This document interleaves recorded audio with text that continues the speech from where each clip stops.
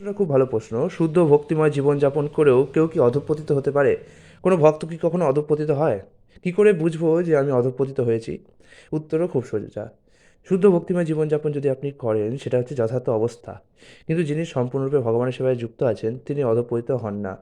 কিন্তু কখনো কখনো ভক্তিভাব থেকে বিচ্যুত হয়ে পড়লে তখন তাকে বলা হয় অধঃপতিত, এবং এটা হয় মূলত মায়ার কারণে। ভগবানের শ্রীপাদপদ্মে যখন কেউ অপরাধ করে, ভক্তের পাদপদ্মে যখন কেউ অপরাধ করে, কিংবা ভক্তি বিষয়ে সম্বন্ধ কোনো বস্তুকে অশ্রদ্ধা বা অবজ্ঞা করে থাকে, তখন তার চেতনা ভক্তিমার্গ থেকে বিচ্যুত হয়ে পড়ে। অপরাধ কারণে সে অহমিকা, কাম, ক্রোধ, লোভ, মোহ, মদ ও মাৎসর্যের দ্বারা প্রভাবিত বা বশীভূত হয়।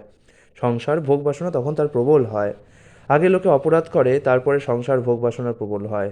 তেমনি ভক্তিবিহীন আবোল তাবোল কথায় এবং শুষ্ক জ্ঞান বিষয়ে সে আকৃষ্ট হয়।